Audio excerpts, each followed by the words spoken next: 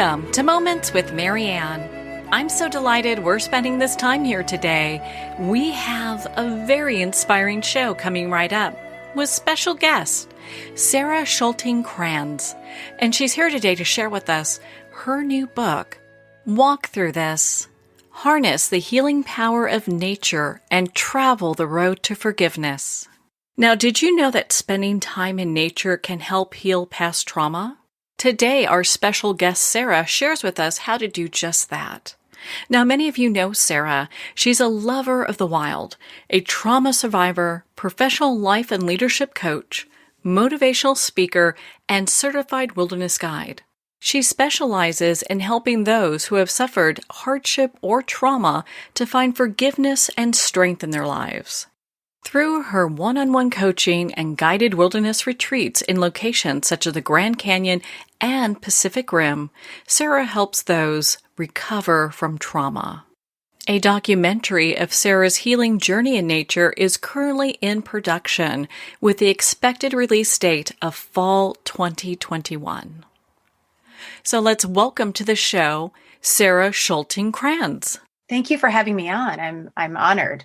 It's such an honor to have you here. My goodness, Sara. I mean, what a compelling book. Once I picked it up, I could not put it down. I read it cover to cover. There are times where I was crying, times where, I just want to throw it against the wall. But, in the end, it's such an empowering book. And I think that's why people are resonating with it the way that they are and connecting with you. I'm sure you hear this all the time where they're saying, hey, I understand this because part of my journey is your journey as well. Thank you. Yeah, I'm only laughing because my own father even said that. He was like, this is a really deep book, Sara. I said, well, I've been through a lot and I think it's worthy of sharing those deep thoughts and the deepness that, how we can go really deep within ourselves. So yeah. Well, why did you decide now was the time to write this book? That is such a good question. Thank you. So, I had the realization that this book was going to come into fruition after a first trauma that I experienced at the age of 17, which I write about in the intro. I dive right in. And at the age of 18, when I was feeling like I wasn't heard, I wasn't believed, I wasn't understood, I had so many decisions and choices that were made, not in my best interest in life. And it was when I was driving home from college one day, I was a new mom, and I had this hit from above that you could call it God, you can call it whatever you want, but it was keep going. Your story will be known someday and you will write a book. And so when it was brought up, I've lived through many, many traumas in my life, and was brought up of publishing this book. Came out last week, a week after the elections. And when they said, does this time work for you? And I said, you know what, there's no better time. I did not know that we would be going through COVID and that I would be writing it through COVID. But it really gave me the opportunity to fully express my voice, my thoughts, and how to heal in nature and how to forgive, because I felt like there's no better time than right now in this world. No better time. Well, if there's anyone that can share about forgiveness, it's definitely you. Because you've been through the ringer on quite a few things. And why don't you share a little bit about your story for our listeners? Yeah. So I was 17 years old, living in a small village in the Midwest in Wisconsin when I was raped by somebody that I knew. I ended up becoming pregnant as a result, and I went to the police, and the police refused to press charges, even though I had to get a restraining order on this gentleman. I still call him a gentleman. Isn't that interesting? On this man.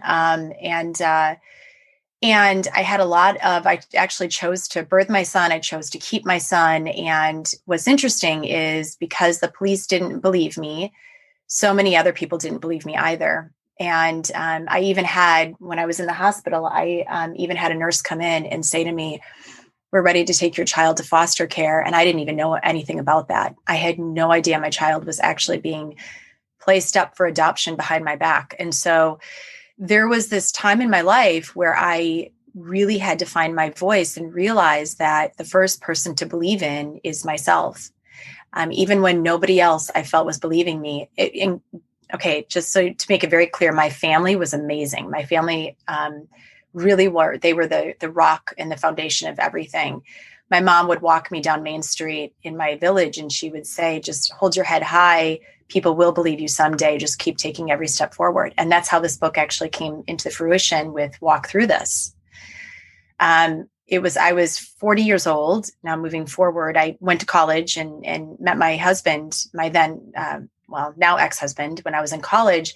And I was 40 years old when I found out that he had been betraying me for 14 of 17 years of our marriage with men. And I had no idea that this other double life was happening within him. And the interesting thing is that the moment that he told me, the moment that discovery happened in my life, I looked at him and I said, I want a divorce, but I will forgive you someday.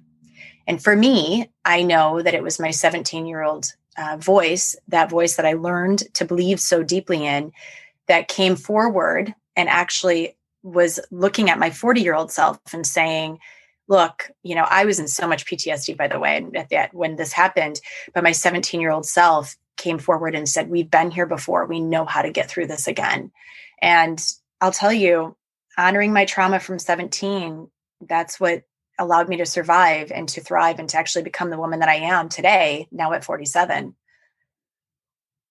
That must have been such a difficult journey, but I think it's one that many women in one way or another go through. So that's probably why your book is being so successful as it is people are they resonate with your story. Yeah, thank you. I always say that, what's fascinating about story is that we feel that we are so alone so many times. And we're working on a documentary right now. And I said this in the documentary when we were filming in the Grand Canyon, our stories matter, right? And here's the thing that's most important to remember is that by sharing our story, we are allowing other people to elevate and to transform through their own, because through our differences, we find our similarities. And when we sit there and think, I'm on an island alone and nobody is hearing me and seeing me, and I'm feeling like I'm the only person going through this, through sharing, we realize that we're not. And we become so much more deeply connected through story and through our experiences that we've had in life. So what really helped you get through these difficult, sections in your life and be able to walk the path of forgiveness? What helped me was truly giving myself the opportunity to understand myself more deeply. So I write my book, and it's interesting because I know a lot of books, when you're talking about forgiveness, the entire book is about forgiveness. Mine's not. Mine is, there's an introduction, a preface, and then there's step 1 through step 6, which is deepening your understanding and literally really worthiness of self. Like when we've been through these difficult experiences, we need to understand what got us there, but to dive more deeply into who we are as men and women as well. And then step 7 is all about forgiveness, because you can't mindset forgiveness. You can't mindset life, right? To heal anything, we have to feel everything. And so in steps 1 through 6, which is everything from intention setting to asking, who am I? Who am I outside of this pain? Who am I outside of my experiences? Who am I outside of my marriage? And, learning how to set boundaries for ourselves and deepening that understanding of what are my values. It's so important. And so all of that work that I wrote in steps 1 through 6 is what allowed me to get into forgiveness, to step into that final stage of forgiveness. Because here's the thing, underlying forgiveness always brings us back to love, period. Right. And ultimately, that's what we want to get back to. Did you ever come to a place where you confronted the different people that hurt you throughout your life? Oh gosh, many times. I actually made a list. And when everything came out of this with my husband, I went down and I had a list of people that I needed to confront, because I needed to also hand back the pain that was handed to me through these experiences, and to be able to look at them and say, I forgive you, because I love myself so deeply. I straight down the line, one after the other, after the other, after the other. And it was one of the most powerful things I ever did, quite frankly. I've never been able to face the guy who raped me face to face, However, if he was sitting right here, I would 1,000% be able to do the exact same thing. That's pretty brave, considering a lot of people would probably have a tough time being able to do that, because that's it's a deep wound. And a lot of times I think people think when to tell somebody you forgive them, it's almost like you're letting them off the hook in some way. I've heard that so many times. And see, that this is the difference, is that I actually look at forgiveness as keeping them held accountable more than anything, because forgiveness, I know in the dictionary it says to forgive and forget, which is this is why we need to change the definition in the dictionary, because words matter. In my definition of forgiveness, it's not about that at all. It's about handing back the pain that they've handed to you through this experience. And it's not about condoning the action, pardoning the action. It's not saying what they did is okay. It's actually allowing yourself to step into the freedom and peace that they had actually held you confined in this space, right, of hurt and pain. And I don't want to live there. I don't at all think that anything that has happened in my life is okay. My ex-husband and I still go through this every day, where I wake up and I choose to forgive. It's a practice. It's not one and done. And he knows that. He knows he is held accountable for what he did, because ultimately allowing himself to be held accountable, right? Allowing himself to also be held accountable gives himself the opportunity to then go and create better change in the world as well through his own learnings. Did it take you a long time to work through the anger of what these different people did? Yeah, it took me, it did. It did take me a little bit. I didn't work through my anger or process my anger inside, though. This is why I think that nature is so important, because what I would do is I would take my stand-up paddleboard. I'd go out onto the ocean. I would paddle with whales and dolphins. I would go for a walk and watch the butterflies, or just lay on the grass and watch the clouds overhead. When we are trying to process our anger in four walls, we literally start to ruminate within our own head, almost as if our head becomes the four walls.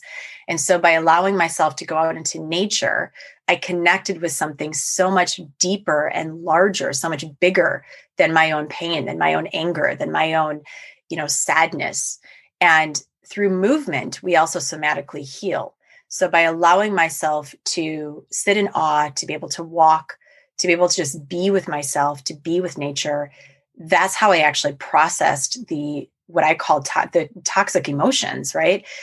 They're helpful. We need to feel the anger and the sadness and all of the things in order to step into ultimate joy and freedom. However, we don't want to stay there, because when we stay there, that's also when we start to have disease happen and all of the things that, can manifest within our own body. So I know in your book, you start off with, kind of set your intention and surrender. Why did you start there? So I actually started with that childlike sense as well. So, setting an intention is so important, because when we are setting an intention for something, it's actually putting it into action, right? It gives us the reason that we are there. So every time that I would go into nature, when I was in my recovery, I would set an intention for, okay, today I'm working on the anger and processing the anger of this person who had handed it to me. Today I am, choosing to really feel the sadness of where I'm at right now. When I also created that, when I wrote set the intention and surrender piece, surrendering to the outcome is so huge, because if we are focused on the outcome, we're missing the magic of healing along the way, right? The reason, though, that I also started with gathering that childlike sense within us is because within that step one is because allowing ourselves to also, as a child, we're so much more open to magic. We're so much more open to really exploring, and we're not afraid of failure. We're not afraid of crying. We're not afraid of laughing. And so that's why I also started that step with go back to that child within us and bring that child forward and allow that child to also heal you, to be with you when you're in this processing state. That's so important, is to really kind of go back to where those old wounds are and Mhm. start to really work on those. Yeah, absolutely. So, when did you start? I know you talked about paddleboarding. Did you incorporate nature for a specific reason, or is it just that you felt better when you were in nature? So you added that to your healing process? So it's funny you should ask that. So when I was 17, I would go and plop my little butt down into the cornfields and I would just sit there. Or I would walk along the creek, or I would, watch a spider weave a web. I was also an art major. And so I would focus on nature when I was in my drawing classes. And I didn't realize what I was doing back then was setting myself up for where I was going to be at 40. And so at 40, I just automatically had this realization of, okay, I'm not liking this being inside. And so I went back to what I knew, which was going outdoors. So I started paddling a couple of years before all of this happened. Allowing myself though to go outside is what allowed myself to find the clarity. So it wasn't intentional. No, I mean, it was just what I knew. What I also didn't realize until I started doing the research, when people were asking me, why is your recovery so fast? Once I started doing the research, I was realizing, oh, it's because our frontal lobe is always in action, right? When we're traumatized, we have the ruminating thoughts in the frontal lobe of our brain. We call that the executive brain. When you're in nature, that actually slows down. You start to feel awe, which is one of the number one the number one feelings that can reduce PTSD symptoms. And then the back part of your brain, the cerebellum, is allowed to rise, which is where we have clarity. And once I started researching it, I was like, oh, so this is why this is working so well. This is why I feel so much more powerful when I'm outdoors, when I'm in nature. I know you mentioned this earlier, but you talked about getting to a place where you just really didn't recognize yourself and you kind of asked, like, who am I? I think a lot of women ask that during different parts of their lifetime. And it's a tough question for, I think, a lot of people to answer. How did you get to this place where it was a little bit easier for you to answer that, or where you have the confidence or like, hey, this is who I am? What I did was I didn't fight it. Really, truly, I didn't fight it. I didn't search for the answers. I allowed them to evolve. And there were many times where I sat there wondering, who am I outside of this pain? Who am I outside of my marriage? Who am I outside of a mom? Who am I outside of a daughter, a sister, a friend? And when you're kind of forced, quite frankly, I was forced to look at all of these parts of me. I simply didn't fight it. I really went back to the core of who I am and started to evaluate, what are my values? What are the things that are the building blocks of me as a woman? And how can I build off of that, this new foundation that I'm now a different mom today than I was when I was married? And it gave me an opportunity to really explore, which to me is one of the most beautiful things you can do within yourself. Did you find that there is a portion of this work that you did that really kind of dove into that self-worth thing? It seems like a lot of us women have Oh, this issue where we come to self-worth and it's like not good enough, not pretty enough, not whatever the thing is, you know? yeah. So I've been working on that. I still work on that today, because when you've been betrayed so deeply, and also I was just talking with somebody last night about this, when you have been told over and over and over again that you're wrong, right? Or that you've been manipulated into thinking a certain way. Like, I would have hits within my marriage of something doesn't feel right. And I was manipulated or gaslit into believing that my thoughts and my intuition wasn't correct. And that, of course, and I would always hear, of course, I wouldn't do this. I would never do that to you. And so you believe other people over yourself. And through this process of every day really diving into my own worthiness, I now, and also taking responsibility for the times that I didn't listen to myself, I now am so spot on with the way that I live my life. And if I feel a red flag, I know that it's a red flag.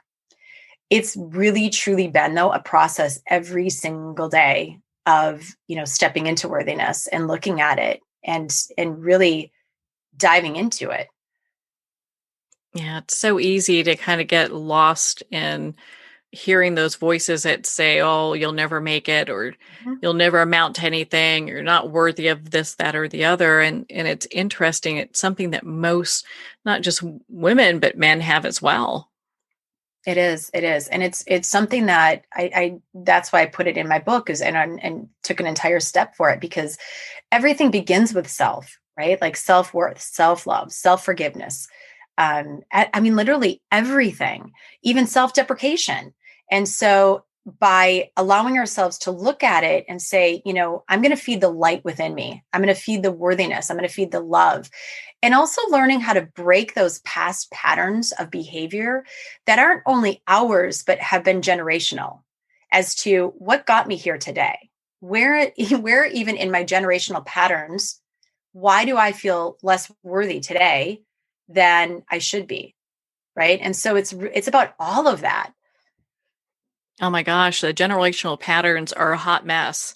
So, Oh, you look at that and it's like you have people that there's mannerisms and responses and activity that happens that we've been just ingrained in, we just taught over and over and over again, this is the way that you do things. And it's so difficult to learn a new way sometimes. it is. It really, truly is. And I will tell you that I think it's been the biggest gift for not only me, but my sons, because I have three boys now, 29, 19, and 14. And I talk to them about this. I talk to them about how our own generational patterns have gotten us to where we're at today, and how it's our responsibility to now change those, to shift those, to break those, to alter those, to create a life that is what we truly want. And it's no, looking back, I'm not at all condoning or, lessening my family history and family of origin. I love my family. It's just that that's not how I choose to live today. Yeah, no, I understand that. I was so delighted to see that you have a chapter in your book on boundaries. And Mm. it's interesting because, while we grow up and we learn different life lessons, it seems sometimes that boundaries are some of the last things that we learn. Mm-hmm. Isn't it though? I didn't even know what boundaries were when all of this happened to me. I literally remember sitting in one of the support groups that I was in, and they were talking about boundaries. And I went, well, what's a boundary? I've never even heard this term. Right. And so that's why I put it in the book, because there are so many people that are so confused by them as well. They think that they're for the other person, but in reality, they're for yourself, to keep yourself safe, to be able to grow more deeply. They're so beautiful when used. Yeah, I agree with that. I mean, growing up, that wasn't something terminology that we heard often. And so when boundaries came up, it's like, yeah, that's what separates, Canada and the US. And it's like, no, that's not it. That's not it at all. A little growing up needed to happen there. Yeah, I know. That's great. That's a good one. Well, and so when you look at boundaries, what part of that is something that has shifted so much for you throughout your journey and your process? So for me, the biggest shift for me has been the energetic boundary, because as somebody, I'm an empathetic human being. I'm an empath. And I know that a lot of people, I'm sure a lot of people right now are listening to that going, oh yeah, that's me too. And so being able to protect my energy and to be able to protect who I am and be able to say, this is good for me. This is not. This is healthy for me. This is not. I'm not letting you into my space and taking my energy, or, coming in to harm me, to hurt me, to do whatever it is. Right. It's such a powerful thing for me, because I feel like throughout my entire life, truthfully, there have been people that have walked in and out, and I wasn't holding a good boundary with them. And when they've done that, they've taken my energy and a part of me and used it. And it's not okay. It's not okay. It's to protect yourself. Yeah, it's so often it's interesting as we learn and grow. boundaries and, just these different ways of being, those are things that we have to develop. It's, Mhm. no one hands us a book except for your book that goes over like, hey, this is something to consider. And energetic boundaries are so important. So I was so excited that you talked about that. Yeah, definitely. Well, and then, the other thing is that sometimes when somebody is, let's just say, like in a bad mood, or they're trying to project their anger or their sadness or their hate onto you, I don't want any part of that. Yeah, I like to sit in the light. I like to sit in the positive, my positive energy. And so by allowing myself to protect myself with that, to protect myself from those people that project things, it's only going to strengthen my own happiness and my own joy. So as you have, you continue to be on this journey. I know you talk also about judgment and practicing fierce self-compassion. What Yeah. do you mean by that? That's been my word for 2020, by the way, which is really, that's why I put it in there as well. Fierce self-compassion is allowing yourself, when you are in that state of wanting to judge yourself, right? Self-judgment, because again, it's everything goes back to self. When you are being hard on yourself, why, questioning, why can't I do this? Or why is this not working for me? I always tell people, put your hand over your heart, just feel your heartbeat, close your eyes, ground yourself to the earth, and remember that we are all doing the best that we can in any given moment, you included, right? Feel your own heartbeat and remember that your heart picked you. And so going back to that space of fierce self-compassion will bring you back to that space of fierce self-love and worthiness. Will that help also release judgment? Oh, absolutely. Absolutely. It's always, everything is the foundation of love, right? And so forgiveness and self-compassion and worthiness, and it's always love. And so allowing yourself to remember, be compassionate to yourself, allow yourself to sit there. And when you're sitting in that space, the self-judgment, you're not giving power to it. So who do you feel your book would help? That is a good question. We are in a very traumatized state right now in this world.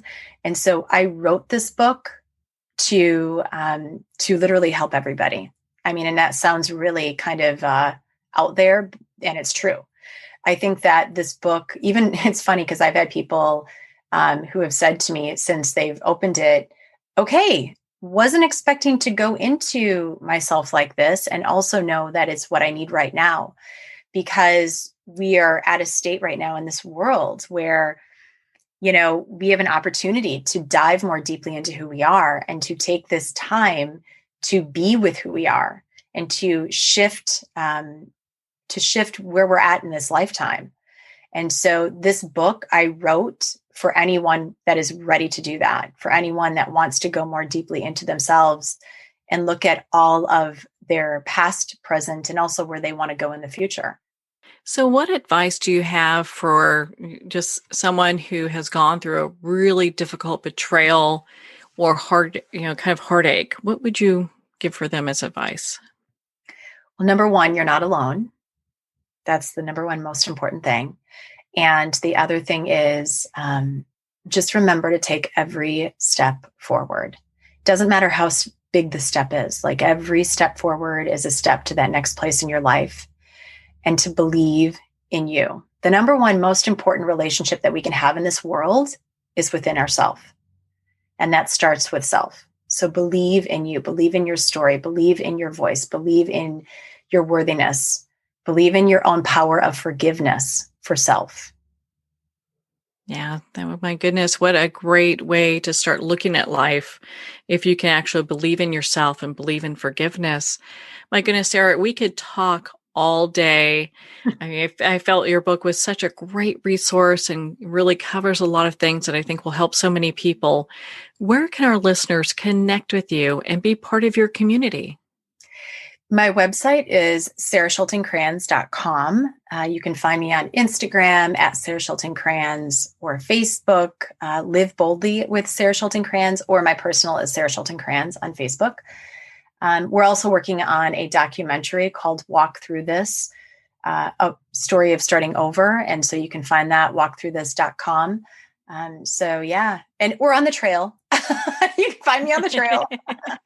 Stop and say hi. Got a little GPS following you on the trail, right? Listen, I was on a trail for 22 days this summer, and somehow or another people got my GPS. I have no idea how. And when the fires were breaking out in California, I was getting messages from people, and I was like, how did you even get my GPS? How did you do this? I have no idea, but people do. Hey, well, all these good Samaritans looking out for you and making sure that you're staying safe and well. Well, Sara, thank you so much for taking the time to be on the show with us here today. Thank you. And thank you for having me on. It was my pleasure. Well, thank you, Sara. It has been such an honor to spend this time with you and to talk about your new book, Walk Through This. Walk Through This is available at Amazon, Barnes & Noble, and all indie retailers. And if you don't see it on the shelf, ask for them to order it. And of course, it's available on Kindle. Again, if you'd like to connect with Sara, you can at sarashultingkranz.com for more information. Well, we're at the end of our time today. I would like to thank everyone for tuning in. You're listening to Moments with Marianne. And remember, make every moment count.